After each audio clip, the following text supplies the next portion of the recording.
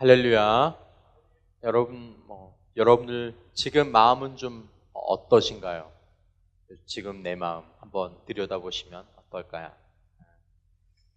여러분 가운데 어떤 사람들은 이제 다음 주가 시험이 대부분 좀 많이 있어서 이제 시험 때문에 좀 이렇게 눌려 있는, 평소에 꼭 공부해야지 하다가 안 되죠. 왠지 시험에 시간이 와야 이제 공부가 돼서 마음에 좀 눌리는 사람들도 있을 것 같고, 또 몸이 아파서 좀 힘든 우리 지체들의 기도의 제목들도 있고, 그리고 또 가정에 어려운 일들이 있어서 또 모든 신경이 거기에 가 있는 그런 지체들도 있고, 또 중요한 시험들을 앞두고 있거나 또 결과에 대한 발표들을 또 기다리고 있는 그런 지체들도 있을 거고, 드물지만 연애 문제로 나는 시험이고 뭐고 중요한 게 아니라 이게 중요하다, 그런 생각을 가진 사람들도 있을 거고, 그래도 여러분들은 자식 문제로 골치 아프진 않죠? 그렇죠? 그러면 큰일 나죠. 네. 저나 우리 선생님들은 이놈의 자식 참, 자식 문제 참 너희들이 당해봐야 알지. 이제 그것 때문에 신경을 많이 쓰는 분들도 계시고, 우리가 이렇게 다 한 곳에 모여 있지만 각자 마음들이나 생각들은 여러 곳 가운데 가 있습니다. 그런 저와 여러분들에게 오늘 본문은 마치 이런 본문을 묵상하는데 이런 느낌이 들었어요. 마치 갑자기 전체한테 재난 문자 오는 것처럼 그 단체 카톡이 하나 딱 오는 거죠. 띵동. 아이폰은 반짝반짝하면서 그게 특이하더라고요. 아이폰 반짝반짝하는 게. 단체 문자가 제가 그런 문자를 가끔 봤는데, 장례 광고죠. 장례 광고, 장례 문자. 누구누구 소천하셨음. 오늘 문자는 예수님 소천하셨음. 장례식장 아리마대 요셉의 돌무더마. 이렇게 문자 받는 거죠. 여러분, 장례 문자 여러분들 받을 일이 별로 없지만, 여러분 장례 문자를 이렇게 받으면 제일 먼저 드는 생각이 어떤 생각일 것 같아요? 저 같은 경우는 장례 문자를 받으면 누가 가셨네. 여기를 내가 조문을 가야 될까 말아야 될까? 왜냐하면 내 일상이 있으니까. 이제 그 생각을 제일 많이 하게 됩니다. 여러분, 예수님의 장례식장에는 사실 이것 자체가 약간 낯선 표현이지만 장례식장에는 두 개가 있죠. 근데 예수님의 장례식장은, 오늘 본문에 나오는 장례식장에는 두 가지가 있습니다. 첫째는 예수님의 세마포에 쌓인 시체가 있고, 그 다음에 거기는 무덤이 있는, 다 통합된 장례식장입니다. 우리가 아는 장례식장하고 좀 다르죠. 여러분 같으면 예수님이 장례식장이다, 예수님 소천하셨다, 그리고 어디에 빈소가 마련됐다, 그러면 여러분 같으면 가겠습니까? 안 가겠습니까?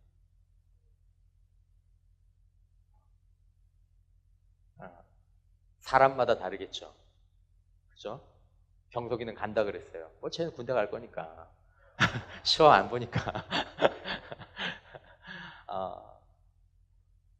오늘 예수님의 장례식에 관한 말씀을 이렇게 읽을 때 여러분 대부분 가겠죠. 근데 여러분, 이 장례식과 여러분들의 상황이 많이 다르다라는 겁니다. 지금 예수님의 장례식을 여러분들이 이렇게 바라볼 때 아까 말씀드린 것처럼 이미 내 마음 가운데 시험, 아니면 집안의 문제, 아니면 가정의 문제, 연애의 문제, 진로의 문제, 사실은 피곤한 거죠.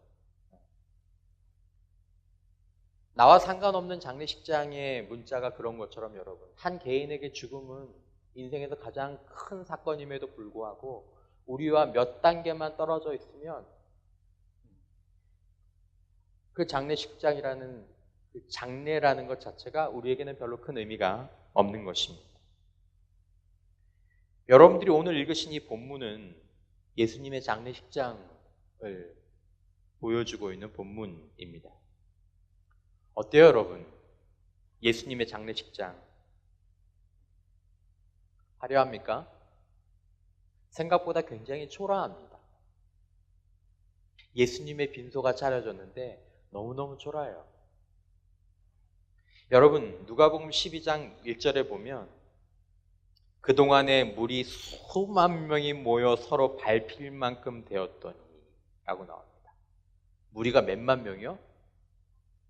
여러분, 한때 예수님이 딱 뜨시면, 우리말 딱 뜨시면 몇 명이요? 수만 명이요. 요즘 말로 치면 BTS 저리 가라. 그죠? 서로 밟힐 만큼 됐대요, 여러분. 압사당할 만큼. 근데 그런 예수님이 돌아가셨어요. 빈소가 차려졌어요. 예루살렘에 있는 모든 사람들이 다 그분이 죽으신 것을 알아요. 근데 여러분, 그분의 장례식장에 누구만 있습니까? 예수님께서 귀신을 내쫓아 주었던 막달라 마리아와 다른 마리아.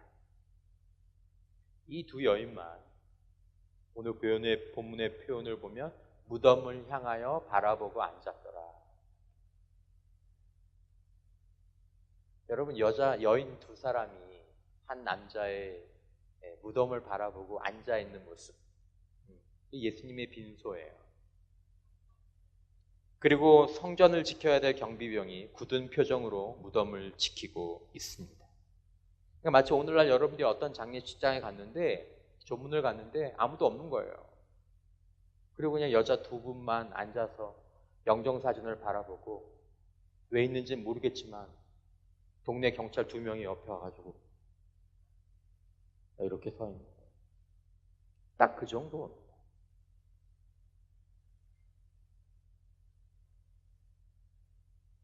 여러분, 아까 말씀드린 것처럼 예수님의 장례식장에는 두 가지밖에 없습니다. 시체, 무덤, 장례식을 구성하는 요소입니다. 그래서 여러분, 장례식을 표현하는 단어는 절망, 끝, 이런 용어. 오늘 여러분들이 말씀을 나누는 가운데 다시 한번 여러분들의 주의를 집중하신다면 여러분들은 예수님의 장례식장을 다시 한번 볼 수 있습니다. 세마포에 쌓인 예수님의 시체와 여러분들이 가서 본 여러분들 사이에는 큰 돌 하나만 사이에 두고 그 안쪽에는 예수님의 시체가 있고 여기에 내가 있는. 여러분, 장례식장에 가면 문자로는 못 느끼는 걸 느껴요. 뭘 느끼죠? 문자로는 못 느끼는 걸 장례식장에 가면 느껴요. 뭘 느끼냐면 죽음의 무게를 느낍니다. 아, 돌아가셨구나. 이분 정말 돌아가셨구나. 여러분, 큰 돌로 가려진 예수님의 무덤 앞에 서 보면 이 돌 뒤편에 예수님의 시체가 있다는 사실이 비로소 다가오게 된다라는 것입니다. 우리가 조문을 가면 상주와 이야기할 시간들을 갖죠. 이 예수님의 장례식장의 상주는 귀신 들렸던 여인 막달라 마리아입니다.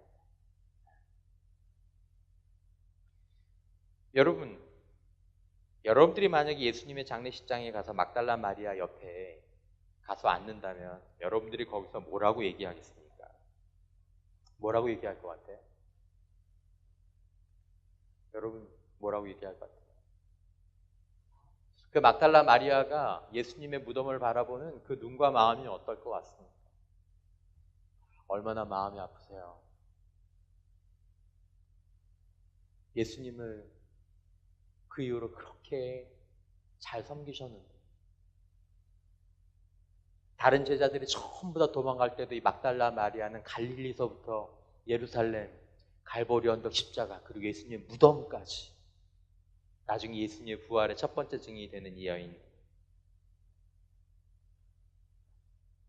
여러분, 그 표정이 여러분 위로해야 되지 않겠습니까? 위로하지 않겠습니까? 여러분, 이 여인은 다 봤어요. 제자들은 못 봤지만 이 여인은 다 봤어요. 예수님이 십자가에 달리시기 전에 채찍으로 맞으시던 거, 그분의 가시관, 그분의 피 흘림, 그분의 수치, 이 여인은 다 봤어요. 그리고 지금 이 시체 앞에 있는 이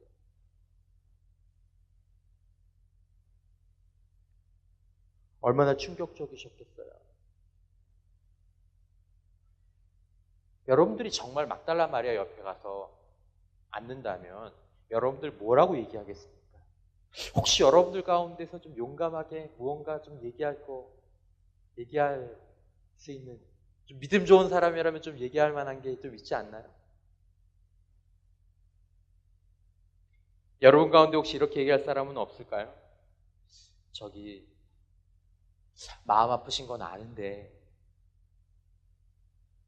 예수님께서 예전에 혹시 부활하실 거라고 얘기하시지 않으셨나요?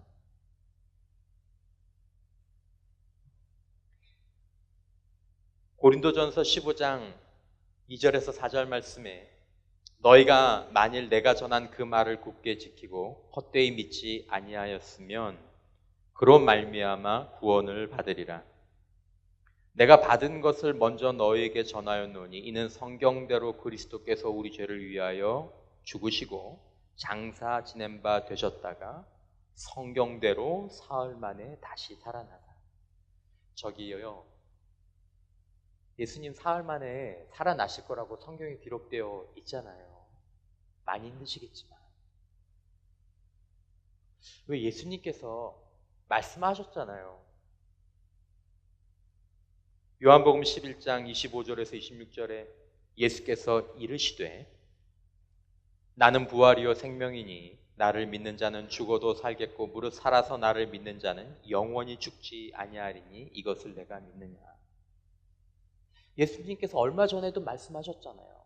마태복음 16장 21절에서 이때로부터 예수 그리스도께서 자기가 예루살렘에 올라가 장로들과 대제사장들과 서기관들에게 많은 고난을 받고 죽임을 당하고 제3일에 살아나야 할 것을 제자들에게 비로소 나타내시니. 혹시 기억 안 나세요? 이런 얘기 여러분 할 분이 있을까요? 있나요? 여러분, 만약에 여러분들이 그렇게 막달라 마리아에게 물어본다면 막달라 마리아가 어떻게 반응할 거라고 생각합니까? 막달라 마리아가 그럴까요? 맞아요. 그랬지. 맞아요. 예수님이 그러셨지. 성경에 그렇게 나와 있었지. 제가 잠깐 잊어버렸네요. 내가 미쳤나 봐.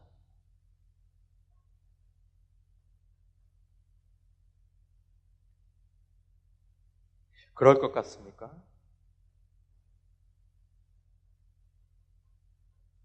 여러분들은 예수님의 장례식장에서 예수님의 시체를 바로 지척에 두고, 여기가 아니에요.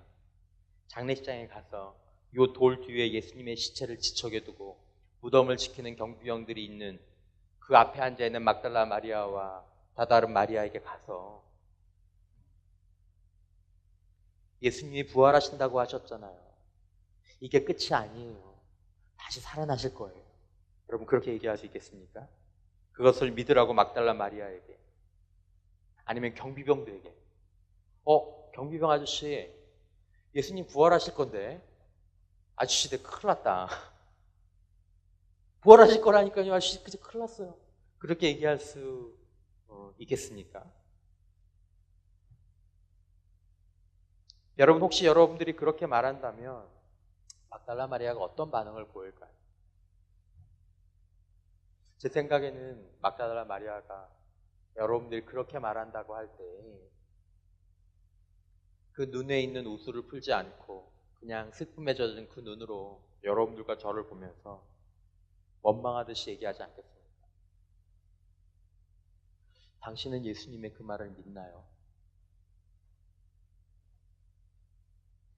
저기 예수님의 시체가 있어요. 당신은 그 말을 믿어요?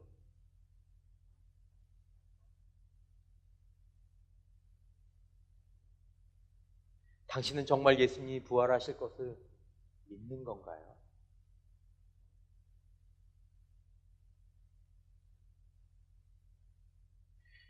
여러분, 오늘 우리가 시험이든 가정의 문제든 개인의 진로든 뭐 연애의 문제든 각자의 상황을 사실은 버겁게 감당하고 있습니다. 우리 가운데 인생이 버겁지 않은 사람은 아무도 없어요.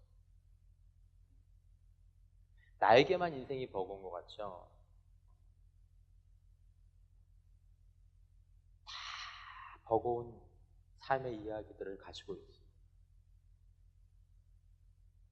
제가 여러분들의 기도 제목을 조금씩은 알잖아요. 이 젊은 인생들이 사연 없는 인생이 없어요.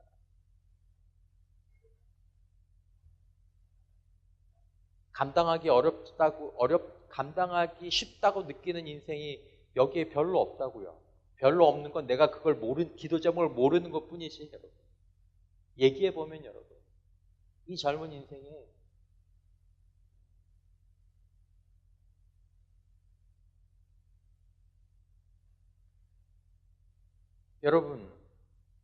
여러분들은 예수님의 장례식장에서만큼 여러분들의 인생 가운데에서 예수님께서 부활하실 것이란 어떤 그런 기대를 가지고 여러분들의 장례식 같은 그 환경 가운데에서 여러분 머무실 수 있겠습니까?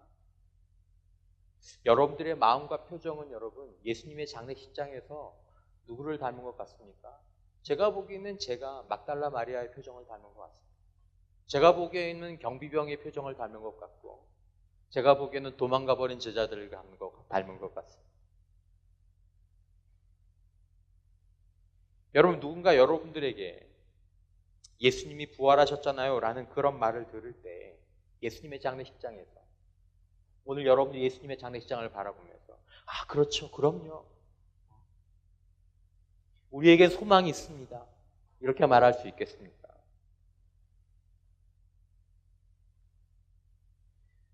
여러분, 예수님의 시체와 예수님의 무덤이 있는 예수님의 장례식장에서 우리는 우리 안에서 말씀하시는 예수님의 음성을 듣습니다. 여러분들의 믿음과 상관없이 여러분들은 예수님의 장례식장에 가면 이제 여러분들의 마음 가운데에서 예수님의 음성을 듣습니다. 무슨 말씀입니까? 요한복음 15장 25절 26절 말씀 읽었던 말씀, 예수께서 이르시되 나는 부활이요 생명이니 나를 믿는 자는 죽어도 살겠고 무릇 살아서 나를 믿는 자는 영원히 죽지 아니하리니 이것을 내가 믿느냐? 예수님의 시체 앞에서, 예수님의 무덤 앞에서 이것을 내가 믿느냐? 여러분, 믿음이 무엇인지 아십니까? 믿음은 이 약속과 이 말씀을 기억해내는 것이 믿음인데 그 말씀을 어디서 기억해내는 게 믿음이냐면 예수님의 장례식장에서. 문자를 받고는 다 생각할 수 있어요, 여러분. 여러분들의 삶이 좋을 때는 다 하나님 살아계신다고 얘기할 수 있고 내 삶에 희망과 소망이 있다고 얘기할 수 있어요. 그거 믿음이 아니라 여러분, 장례식장 같은 인생의 상황 가운데서 여기 눈앞에 시체가 있고 여기 눈앞에 무덤이 있는데 그 앞에서 하나님의 약속과 말씀을 기억해내고 믿는 게 그게 믿음이다라는 것이죠.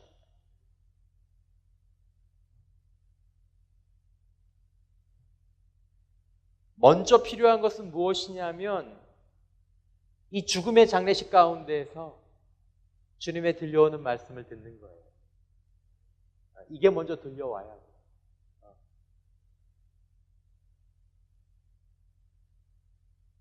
여러분, 어떤 사람에게 이 약속과 이 말씀이 기억되어지고 이 말씀이 내 마음 가운데 믿어지기 시작할 때 이 예수님의 장례식장은 예수님의 장례식이 아니라 오히려 예수님을 장례하는 자리가 아니라 오히려 죽음을 장례하고 절망을 장례하는 자리로 변하는 줄 믿습니다. 거기서 여러분 예수님을 묻는 것이 아니라 오히려 그 장례식장에서 절망과 슬픔을 묻는 자리가 될 수 있다는 것입니다. 왜냐하면 믿음이 있습니다.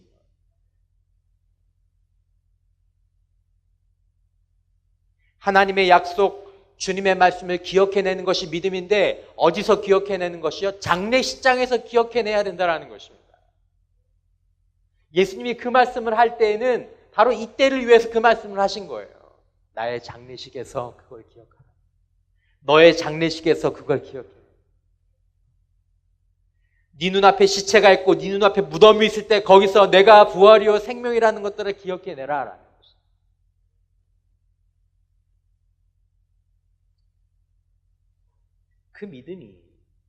그 믿음이 절망의 자리를 소망의 자리로 만들고 슬픔의 자리를 들뜬 기대의 자리로 만드는 것입니다. 내 눈앞에 시체가 있는데.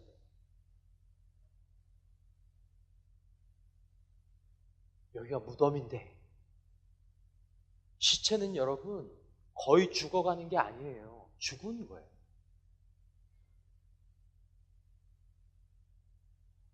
병원 응급실에서 아픈 분들이나 사고를 당한 분들이 막 들어오면 의료진들이 막 해보다가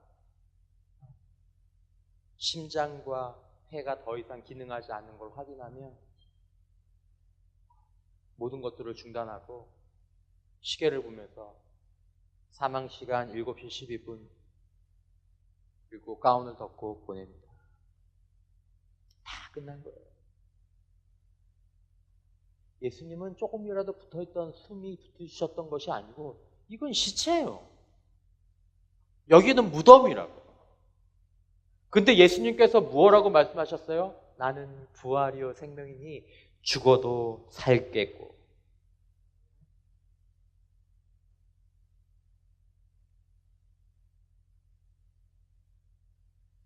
여러분, 똑같은 장례식에 가더라도 똑같은 인생의 시체를 맞이하게 되더라도 똑같은 인생의 무덤을 맞이하게 되더라도 믿음을 가지고 있는 사람이 보는 것과 믿음이 없는 사람이 보는 것은 하늘과 땅의 차이입니다. 왜냐하면 믿음 있는 사람이 그 장례식에 가면 거기서 무엇을 장례하는 거냐면 내 인생을 장례시키는 것이 아니라 거기서 오히려 내 절망을 장례시키고 거기서 오히려 죽음을 장례시키는 자리로 그것들이 바뀌어진다는 것입니다.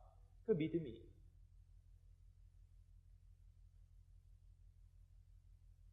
여러분, 절망은 등급이 있습니다. 여러분, 다음 주에 혹시라도 먼저 여러분 좋은 성적 받으시길 주님의 이름으로 축복합니다. 이번 학기에도 4점 몇 이상 이렇게 하셔서 여러분들의 카톡 프로필 사진에 올 A가 뜬 그런 사진을 한번 또 볼 수 있기를 축복하고 또 올 장학금 받으셔서 11조 내는 은혜도 또 있기를 바라고 일단 얘기해 놓고 망쳤어요. 나도 모르게. 딱 하나 안 봤는데 딱 하나 안 본 게 나왔어. 그것도 절망이죠. 그죠? 절망. 그런 절망도 있죠. 하지만 내 가정 가운데 있는 그런 절망들. 절망의 등급이 있는데 여러분, 그 중에 최고 등급, 절망의 대표 선수가 뭐예요? 그게 죽음. 죽음보다 더 큰 절망. 다른 거는 다 그래도 절망 가운데 소망이 있어요. 절망 가운데 신락 같은 희망이 그래도 있다고. 근데 죽음은 절망의 대표 선수입니다. 죽음은 절망의 최고봉에 있는. 근데 여러분, 예수님께서 죽음을 자신의 죽음 가운데 이기셨다는 것입니다. 그 말은 무슨 말입니까, 여러분? 예수님 안에서 절망의 대표 선수가 절망되어지고 예수님 안에서 모든 절망이 그것이 죽음 같아 보이고 인간적으로는 아무 가능성이 없어 보이는 시체와 무덤 같은 곳에서도 완전히 새로운 것들이 씌워질 수 있는 기회가 예수님 안에서 열렸다라는 것입니다.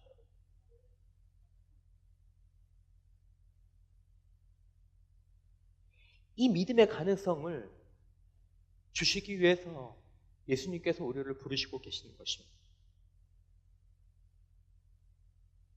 그러므로 여러분, 이 사실이 내 마음 가운데서 믿어지고 기대되어질 때 예수님의 장례식장에 참석해서 거기서 나는 부활이요 생명이라는 말씀을 듣고 내일 부활 주일의 말씀들을 알아보면서 예수님께서 부활하신 것들을 자신의 삶 가운데에서 깊이 체험한 사람은 앞으로 다시 만날 주님, 내 인생 가운데에서 재림하실 주님, 그때까지의 우리의 삶들을 믿음으로 기다릴 수 있는 능력들이 그 안에 생기게 된다라는 것입니다. 여러분, 그러므로 저와 여러분들이 예수님의 장례식장에 가야 합니다. 여러분들이 예수님의 장례식장에 가야 합니다. 그분의 시체 앞에, 그 무덤 앞에 서봐야 합니다. 여러분들의 모든 근심과 두려움을 가지고 예수님의 장례식장에 가야 합니다. 여러분, 지금 여러분의 인생 가운데 가능성이 별로 없어서 슬픔과 두려움에 빠졌습니까? 아니면 혹시 하나님 앞에 기도하고 있는 것이 있습니까? 신락 같은 가망성이라도 하나님, 이거는 없어지면 안 됩니다. 상한 갈 때도 꺾지 않으시고 꺼져가는 심지도 끄지 않으시는 하나님, 요 가능성만큼은 남겨두셔야 합니다. 시체 비슷하게 보일 수 있어도 시체가 되면 안 됩니다. 무덤 비슷하게 보일 수 있어도 무덤이 되면 안 됩니다. 하나님 살려주셔요. 그걸 놓고 기도하는 사람입니다.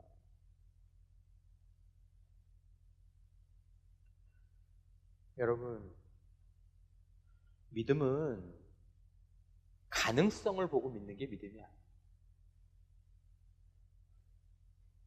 믿음은 인간적으로 절망을 가지고 사는 게 믿음이에요.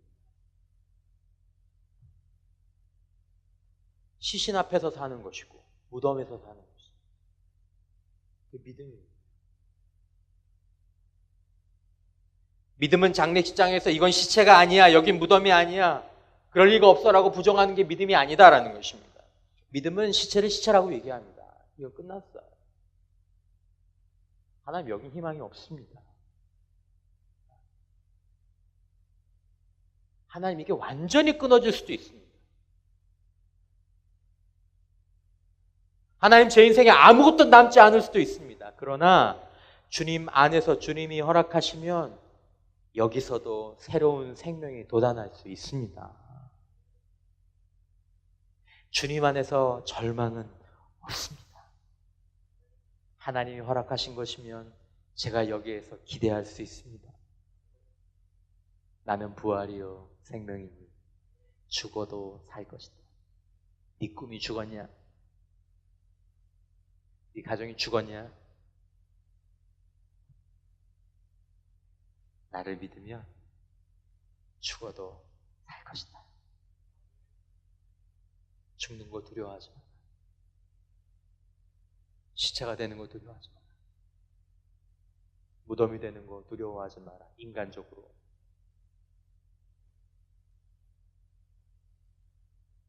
여러분들의 삶을 다시 한번 돌아보십시오.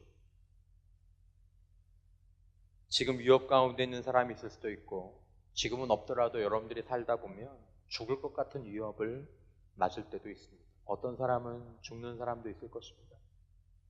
우리 모두는 다 죽게 될 것입니다. 여러분들에게 죽음은 다가오지 않으니까 잘 모를 거예요. 그러나 여러분, 부활하신 주님은 우리의 장례식 가운데 오셔서 지금도 말씀하십니다. 성령께서 지금도 여러분들에게 말씀하십니다. 거기에 귀를 열어야 한다는 것입니다. 성령께서 우리의 장례식장에 조문 오셔서 우리 옆에 앉으셔서 말씀하세요. 시체와 무덤을 바라보면서 망연자실하게 앉아있는 우리에게 성령께서 말씀하시는 거예요. 나는 부활이요 생명이니 나를 믿는 자는 죽어도 살 것이다.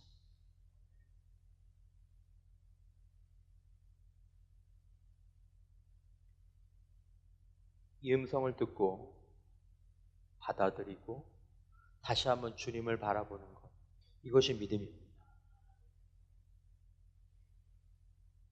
여러분, 그리스도인은 육신의 눈으로 봅니다. 다른 그리스도인은 육신의 눈으로 봅니다. 부인하지 않습니다. 말씀드린 것처럼 시체와 무덤을 부인하지 않습니다. 현실을 외면하지도 않아요. 더 똑바로 봅니다. 그런데 여러분, 그리스도인은 그것으로 행하지 않습니다. 무엇으로 행동합니까? 보는 건 육신으로 보지만 행동하는 건 믿음으로 행동합니다.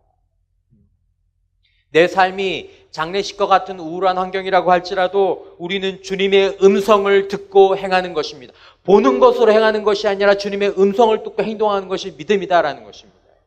고린도후서 5장 7절 말씀에 이는 우리가 믿음으로 행하고 보는 것으로 행하지 아니함이로다. 보는 것은 시체고 무덤이지만 우리가 행동하는 것은 믿음으로 행동하는 것입니다. 죽어도 살 것입니다. 제가 주님 안에서 기대하면 반드시 이 절망은 소망으로 바뀌어지게 될 것입니다. 주님, 제가 죽는다고 할지라도 하나님 이 가운데서 하나님께서 아름다운 일들을 행하실 것입니다. 주님의 부활 가운데서 내 인생에 더 이상 새드 엔딩은 없는 거예요.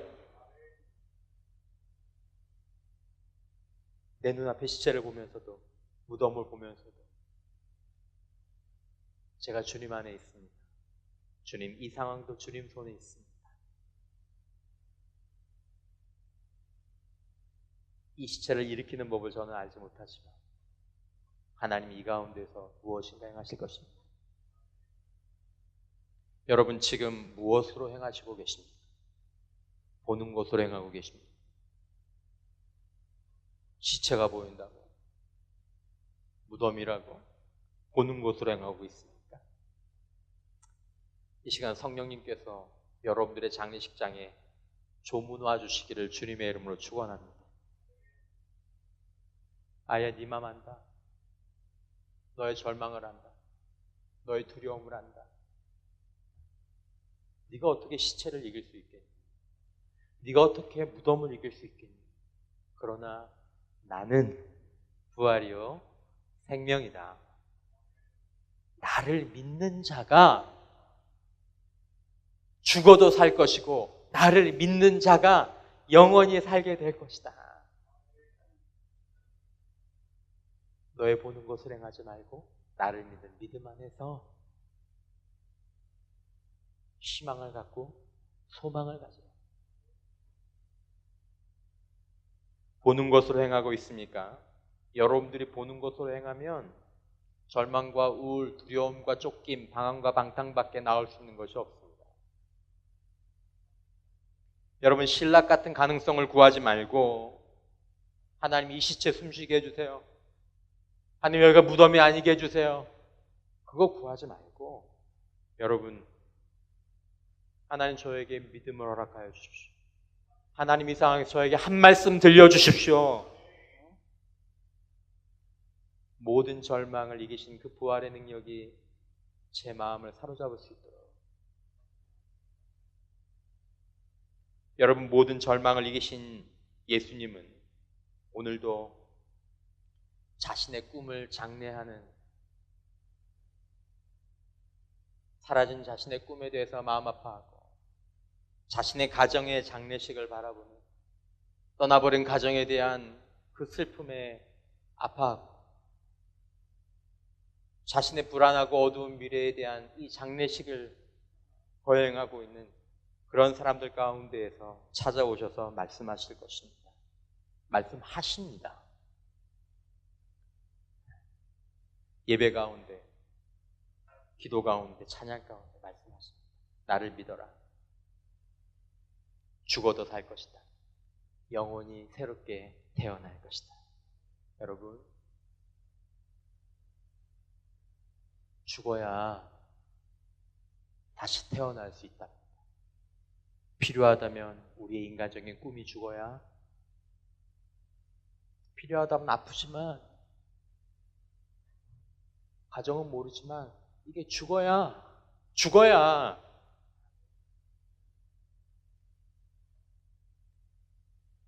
여러분, 우리 모두가 예수님 안에 거하는 은혜가 우리 인생에 앞으로 많은 장례식을 우리가 치르게 될 것입니다. 그 가운데서도 우리가 예수님 안에 있을 때 모든 무덤은 문이 될 줄 믿습니다. 모든 끝은 완전한 시작이 될 줄 믿습니다. 모든 절망은 결론이 아니라 희망을 향한 또 한 번의 아름다운 과정이 될 줄 믿습니다.